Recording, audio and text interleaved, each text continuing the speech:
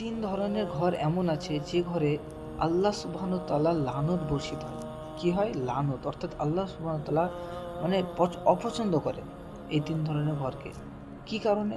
প্রথমত, যে ঘরে পুরুষের তুলনায় নারীদের পাওয়ার বেশি হয়, অর্থাৎ যে ঘরে পুরুষের তুলনায় নারীদের গলার সাউন্ড বেশি হয়, সেই ঘরকে আল্লাহ সুবহানাহু ওয়া তাআলা অপছন্দ করেন। কে করছেন? যে আল্লাহ সুবহানাহু ওয়া তাআলা সারা দুনিয়া কুল কায়নাতকে বানিয়েছেন, আমাদেরকে বানিয়েছেন, সে আল্লাহ অপছন্দ করেন। কি বললাম, বোঝা গেল? আর ২ নম্বর হচ্ছে কি, যে ঘরে কোনো ব্যক্তি তার হকের মারা টাকাকে রাখেন এবং কি সেই টাকা দ্বারা সংসার চালান, সেই ঘরকে আল্লাহ সুবহানাহু ওয়া তাআলা অপছন্দ করেন।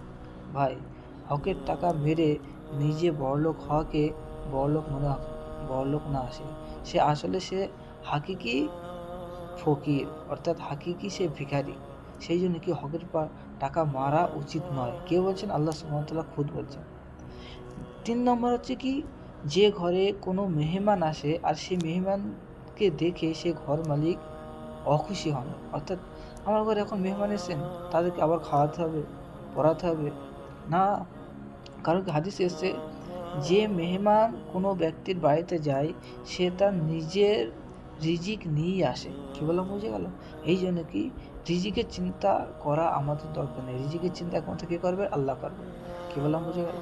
এই কারণে এই তিনটে ঘরকে আল্লাহ সুবহানাহু ওয়া তাআলা অপছন্দ করেন। কি বললাম, বুঝে গেল? যদি কোনো ঘরে নারীর সাউন্ড বেশি হয়, যে ঘরে কোনো ব্যক্তির হকের মারা টাকা রাখা হয়, এবং যদি কোনো ৩ নম্বর হচ্ছে কি, যদি কোনো মেহমানদার ঘরে আসে এবং সেই ব্যক্তি যদি সেই মেহমানকে দেখে অখুশি হয়, সেই ঘরেও আল্লাহ সুবহানাহু ওয়া তাআলা অপছন্দ করেন। কি বললাম, বুঝে গেল?